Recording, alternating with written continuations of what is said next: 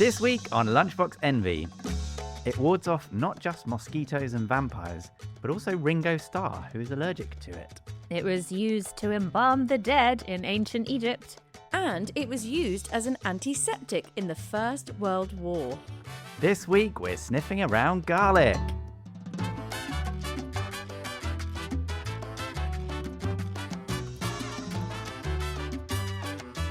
Hello and welcome to Lunchbox Envy, a QI podcast that fills your brain as well as your stomach. My name's Jack and I'm joined by fellow QI elf Manu. Hey Manu.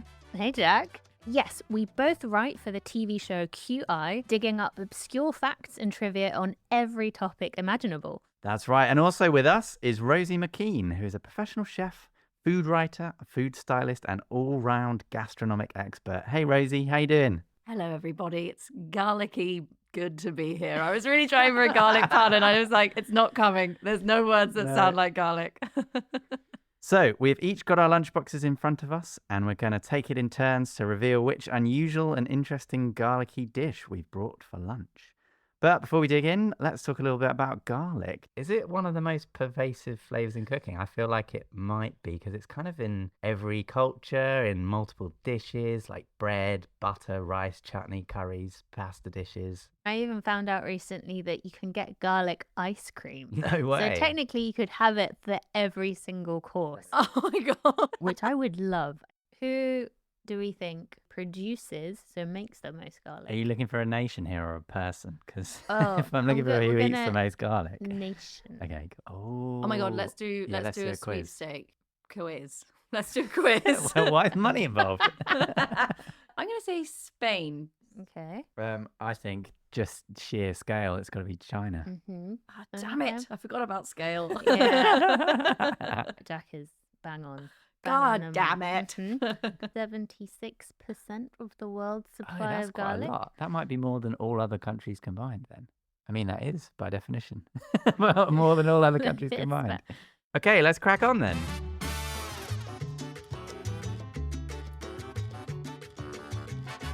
Right, it's time for the first lunchbox. I've got a garlic-infused chocolate bar. Can I just say, red flags all over the shop with that. I don't like this. It's not appealing to me. Well, I'm not sure if it was meant to be appealing, but it was meant to be deceiving. So it was invented in the 1940s by special operatives for the British Secret Service, as it was known as at the time, SOE, Special Operations Executive. And they were concerned that they were dropping agents into Spain and France and that they wouldn't be convinced as locals because they hadn't eaten enough garlic. So they dropped them in with garlic-infused chocolate bars to make their breath authentically French. That is Wow. so weird. Isn't that weird? And also incorrect. Like, it's not true. They don't eat that much garlic. Well, it Like- was true at the time because actually Britain viewed garlic as quite suspicious and we didn't touch the stuff, to be honest, in the 40s at least. It was quite rare and that's why it took Elizabeth David, the 20th century food writer who brought Mediterranean cooking to Britain, basically, to come along and say, no, guys, this is Yeah. good stuff. And it's actually, it's mocked by Shakespeare. Wow. In Elizabethan times, a garlic eater was an insult, and it was used to be something exotic or foreign or actually quite working class. It's quite classist insult. Can I just ask, why didn't they just eat garlic? I think, again, because it was used for medicine rather than actual gastronomy. So they just had to bury it in something that a British secret agent would use. But surely you taste it. That's so much worse than eating, say, delicious garlic bread or I don't know if garlic bread had been invented or possibly just not known to the British. But also, if you're sending an operative into a foreign state, wouldn't you want them to sort of be okay with sitting down and eating a bowl of aioli? Like, Yes, a good that's prep true. for that is to just give them some aioli. If they're like, no, I won't have the garlic I couldn't prawns, and then possibly. they Do you whip have out a their Snickers chocolate bar by any exactly. chance? I'll stuff my garlic in that. Anyway, I got this from Peter Taylor, who wrote a fantastic book called Weird War 2, where he lists all the sort of weird things that went on as the world, or Europe at least, was gearing up for a massive war that killed many people. But this is the lighthouse side of it.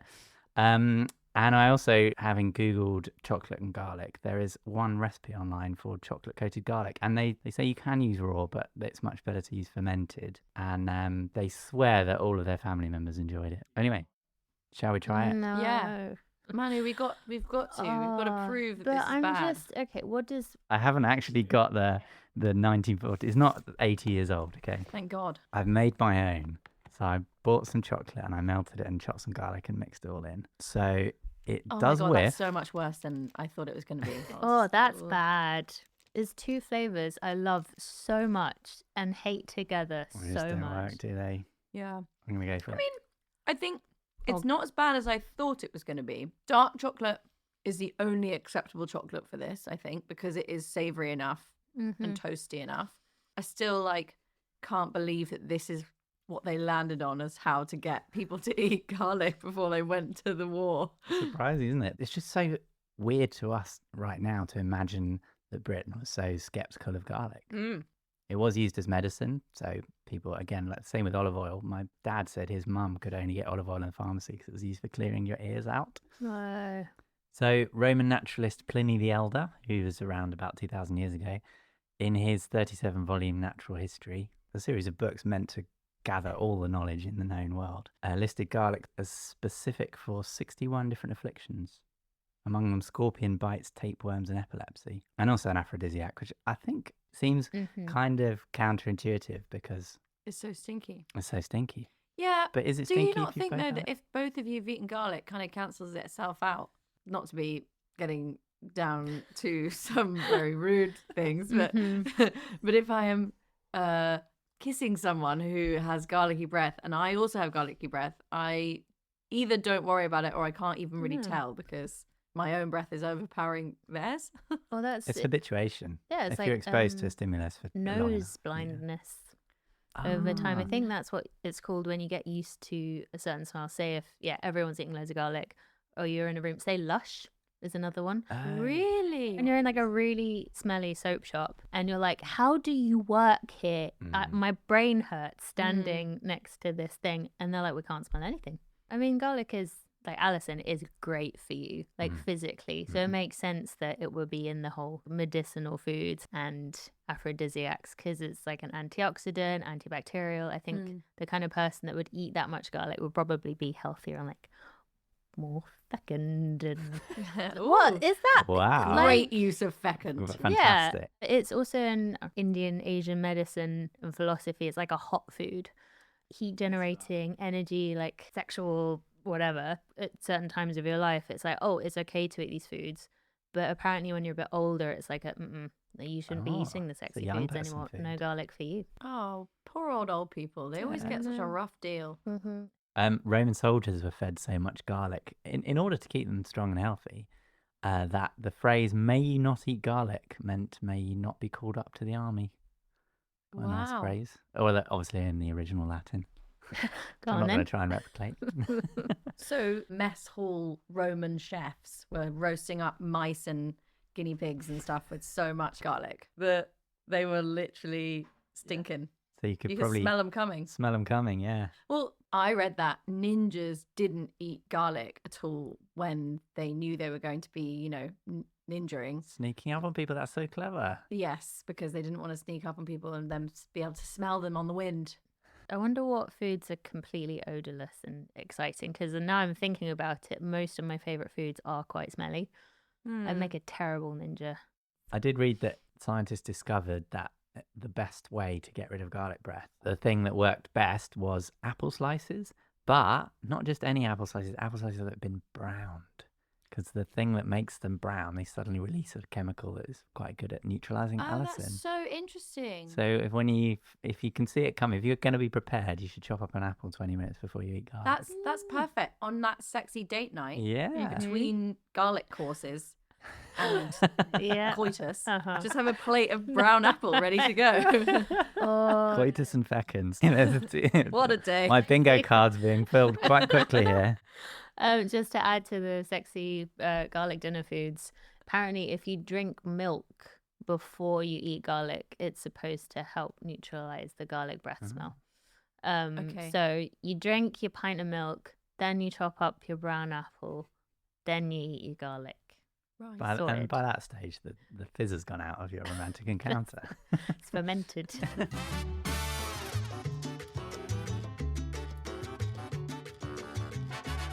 time for a delve into our second lunchbox, and that's Rosie's. What have you brought today? I have gone with something that's loved the world over. I have made some garlic bread. Oh, I was hoping you'd say that. There's a couple of talking points around garlic bread that I wanted to bring up. Okay. Firstly, garlic bread typically is made with a garlic butter, as we know. Mm-hmm. In the garlic butter, you will find a green herb. It is usually parsley. Am I wrong? Yeah, I'm interested by that. Basically, I was doing a bit of research on this because I just put garlic and parsley together. I was like, why do we do that? And it's a very Mediterranean, European thing. Yeah. One reason why historically people have paired garlic and parsley together is that parsley contains polyphenols, which in theory break down the sulfuric compounds of garlic and make it less strong tasting and less harsh on the breath. Basically, that just means that it's a really classic pairing. Yeah, it's symbiotic. I would argue that there are some other herbs we could be using. So I have made 2 types of garlic bread, one with parsley and one with a different herb. Oh. And I'd love for you to tell me what your thoughts yeah, are. this is I great. feel like I got this. This is great. Okay. And we can test our breath in half an hour and see which one has had more of an effect. Please, can I volunteer to not have to test anyone's breath? Oh, wow. Also, can I just say, this might be the most beautiful looking garlic bread I've ever seen. It's mostly green. It's with mostly parsley. green. Lots of parsley. Thank you. This is round 2. So this is a different herb that I think actually is such a beautiful pairing with garlic. Can I say what I think this is now? Yes, Coriander. it is coriander. It's banging. It's so good. It's much mellower. Coriander tastes more lemony when you use it with garlic and has a fight with the garlic in a way.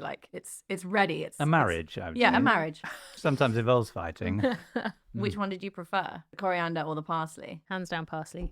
It's just childhood nostalgia garlic bread memory. And you've made it beautifully.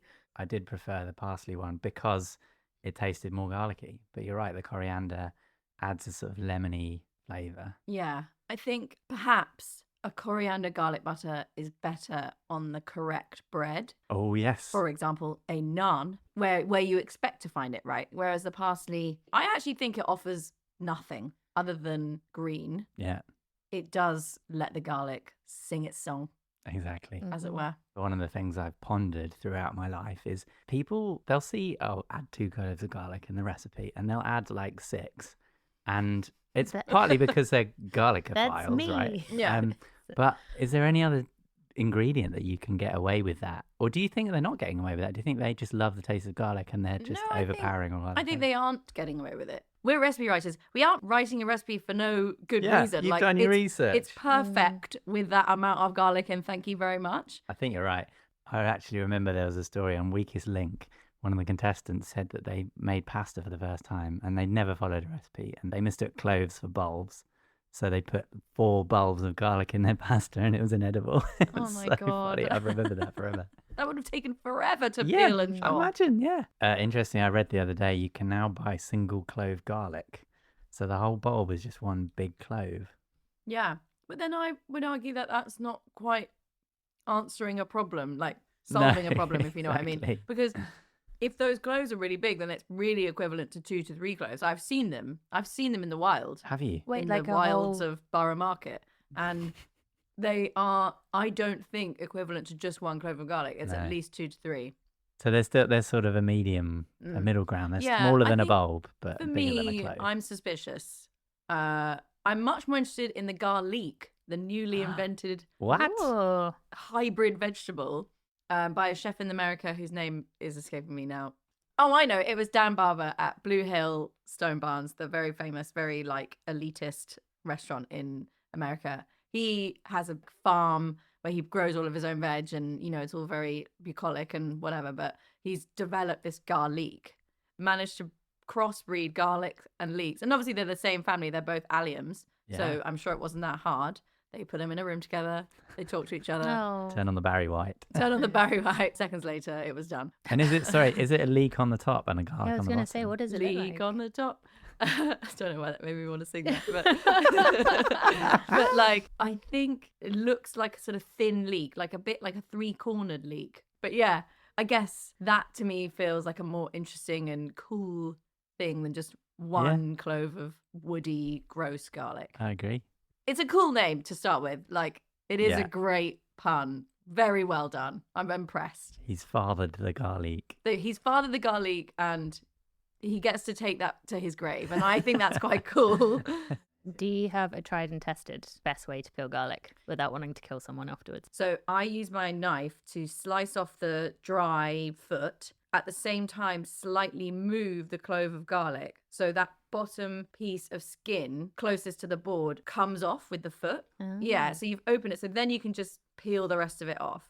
You've also got to bash the clove very lightly with your knife to loosen the skin as well. I heard this, but also bashing it releases all the allicin, which is usually, it's designed, I think it's designed as designed. I'm an agnostic here, but the reason garlic is so pungent is because it's a chemical that wards off pests and predators that want to eat the plant. So it responds much better to being crushed than being sliced because the cells suffer. If you can imagine your arm being crushed under a heavy weight, it would cause a lot more damage than a surgical saw that goes right through, because the ricochet effect, the ripple, goes through all the cells, so they all rupture and they all release their allicin. Whereas if you get a sharp knife through the middle of it, it actually only damages quite a few cells. But we use that in cooking, right? So I will always slice garlic when I want a more mellow flavour.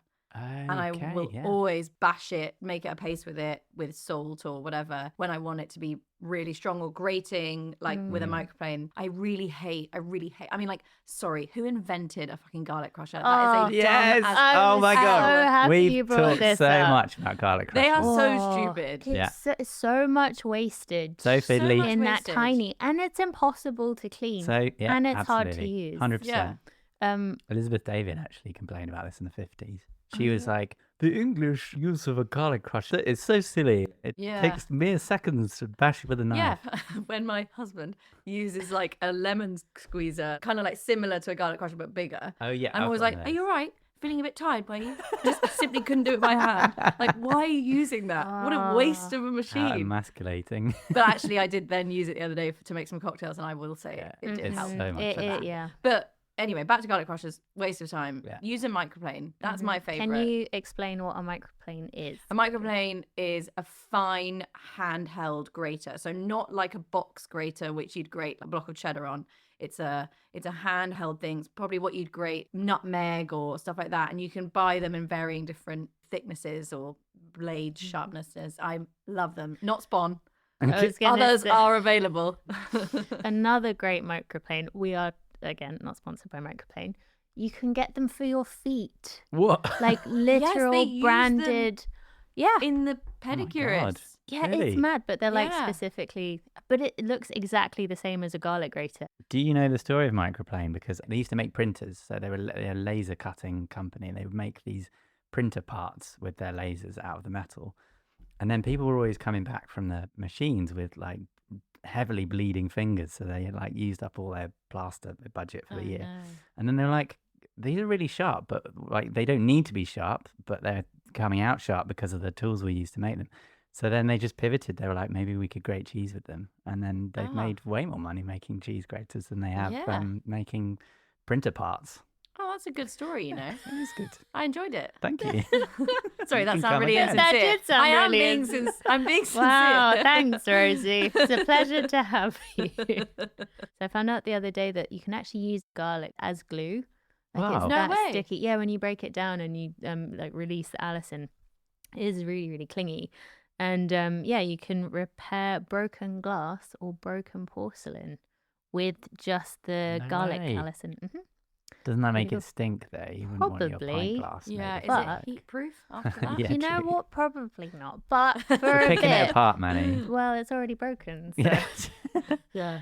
But that does make sense because when you grate garlic, it can feel really sticky on your Yes, fingers, that's right? so true. Yeah. I always was told that when you have things like garlic or chili or heavy spices on your fingers, you should never wash your hands in hot water because the hot water makes your pores open and therefore it all stays in there. Whereas if you wash your hands with cold water, it's easier to get it out. Yeah, it's interesting you bring it up because the science behind getting the garlic smell off the sticky allicin is still really complicated and no one knows exactly Oh, really? why it stays on your hand so much. But they have looked into like, because there's a lot of like wives' tales about, oh, this definitely works. Like tomato juice, coffee, toothpaste, all of these things are supposed to get the sticky Allicin like sulfur smell off your hands. Thus far, the only thing that they've proven works a bit is the stainless steel trick. Have you ever heard about rubbing? Oh, yeah. Oh. Yeah, rubbing your hands. I've on done like that for a steel. years. Oh, which No, there's- you haven't. Yeah, I did. My mum taught me. Well, I garlic. remember learning to do that as a child. Really? I've never heard that Really? before. No, they You just- sell like special bars of like Just sort of, stainless like, steel. Rub it and you on just- something yeah. metal. I've got so much stainless steel in my kitchen. Just keep Oh, rub yourself all in it. It's so apparently So that would mean I have to bin my Aesop hand soap. it kind of helps the allicin molecules loosen them and makes it easier to wash off afterwards. So it's not Ah. instead of, it's as Combination. well as. You And then know wash what's your a hands. real problem as well is garlic on boards, on like chopping boards. Oh, I now have a separate fruit board because Really? I've just so traumatized from eating like sliced fruit that someone's cut up for me and it tastes like garlic. yeah, the Yeah. garlic apple. There's The a garlic, classic. yeah, the garlic Oh. apple, the garlic pineapple and mango are terrible for it. You can always Really? taste. Hmm. Oh. Well, this is right. You like in professional kitchens, you can't use wooden boards. Yeah. It's like a big no-no You can't. because they cling on to so much. But I'm sure we've done in the past on QI that they're actually more sanitary because plastic Yeah. boards get grooves much easier. And then when you wash them, the bacteria in the grooves stay in the grooves. Whereas with wood, you can still get grooves, but they seal up because the wood warps and changes. So then Yeah. you seal the bacteria in But and they then die. to sort of counter what you're saying, the wood warps and then it changes shape, especially in the high heat dishwashers that professional kitchens would use. And then you're chopping on like a wobbly board and then you cut your Ugh, finger off and then nightmare. lawsuit city. And then you're back to square one with the you're in jail. hygiene. There's blood everywhere. Mm.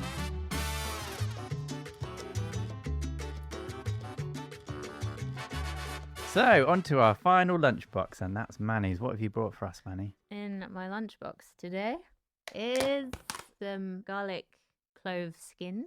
Okay. Famously, the inedible parts of Yeah. garlic. Yeah, I'm on a Yeah. diet now. Just before we started our recording, I crushed a garlic clove and I rubbed it on my foot. And then all the cool kids are doing it. So I rubbed it on my foot and then I put my foot in a plastic Ziploc. Oh my God, is it still there? Yes, it is still there. Oh my It's in a God. plastic bag and Looks crushed. like some sort of torture device. Yeah. Yeah, it it's looks not- like something out of CSI. So sorry, can I ask why have you done this to yourself? Basically, allicin, that kind of sulfuric compound in garlic that Jack was talking about earlier, that can travel through your skin into your bloodstream Yes. and come out of your mouth, Really? like on your breath, because it's so good at penetrating, Yeah. into you. And it stays in your blood. Yeah. So one of the confusing things about all of the tastings we've done and the smelling of garlic is like I, throughout the recording, will have just been like breathing out garlic anyway. Yeah. So I haven't been able to taste that much of the garlickiness because it's already in my mouth. Like So about This has worked. 10 minutes into our recording, I was going like, "Pah." Wow. But I couldn't say anything. I think that's happened to me before, but I didn't know that that was what was happening. Where I Really? like for TV shows, we'd have to peel like shitloads of garlic for whoever was working on camera, and I remember just always being like, Oh, Yeah. really? I can taste garlic, but I hadn't eaten any garlic, and it's just because Yeah. there was such a sheer quantity of it. Mm-hmm. That is wild. It is mad. And that's when I was researching the brown apple thing. If you want to get rid of garlic breath, no amount of toothbrushing will do the job because it's in your bloodstream. It's Mhm. already infusing you. Yeah. Oh my god! You know how people at like sleepovers would put someone's hand in a glass and make them wee themselves? Yeah. Maybe the new thing is going to be like, take their foot up with some garlic on it, and then they'll go insane, being like, I haven't eaten any garlic. Why do I taste garlic? Oh, God. Drive someone It's, slowly mad. Yeah. Also, when you were talking about the aphrodisiac bit, that's not a sexy thing I wonder if there is a garlic fetish. to do. If it with was an it. aphrodisiac, you'd see garlic flavored condoms, wouldn't you? Oh my god, Jack, Will, would you bloody believe it? They do actually make garlic No condoms. way. There's this restaurant in San Francisco where they basically, it's like Is that the Stinking Rose? the Stinking Rose. I've heard of it. In San Francisco. They season garlic with food. Like it's a garlic restaurant. They use shitloads of garlic, 2,500 tons a month. Wait, no, that's wrong. 1.5 tons. You're like that student couple No. who mistook cloves for bulbs. Head on the old notes there. It uses 1.5 tons of garlic a month. Anyway, they sell as merch garlic condoms. No way, of course they do. Oh. That's so funny. I Jay Rain has a story. food critic and broadcaster Jay Rayner, he said he was in the taxi. I think he'd been to California for a conference or something, and he'd gone to the Stinking Rose, and he was in the taxi 2 days later back to the airport, and the driver said, "Have you been to the Stinking Rose then?" Because it was on his breath. It was so infused. Another way the flavour can get into your system, if you're not rubbing it on your feet like I have just done, in utero, so in the womb. Oh, yeah. If you are pregnant and you eat lots of garlic, you're more likely to have a baby that likes the flavour of garlic too. No way. Because what you eat, some foods, it kind of flavours the taste of your amniotic fluid, and then your baby's like, nom, nom, nom. And the more it's used to the garlic flavour, the more it will kind of prefer that taste after it's been born. Wow. So same with carrots and kale as well. Oh my God, that is such a hack to not having a fussy child. Yeah, no, that's exactly the point, is to like encourage mothers to eat lots of different foods when they're pregnant, because you're less likely to have a fussy eater. That must be why I'm always craving cheap vodka and cigarettes. So that's it for this edition of Lunchbox Envy, and we'll leave you with an apt definition. Physiogumai means a person who's aroused by garlic. Damn right. If you want to get in contact with us, we're on socials at lunchboxenvypod, or you can email lunchboxenvy@qi.com. And Rosie, you've actually got a book out, haven't you? I do. It's called Good Time Cooking, and it is available in all good bookstores, and it is a dinner party Bible. You are welcome. See you next time. Goodbye. Goodbye. Bye. Lunchbox Envy was hosted by Manu Henriot, Rosie McKean, and me, Jack Chambers. The producer was Alex Bell. This has been a quite interesting podcast.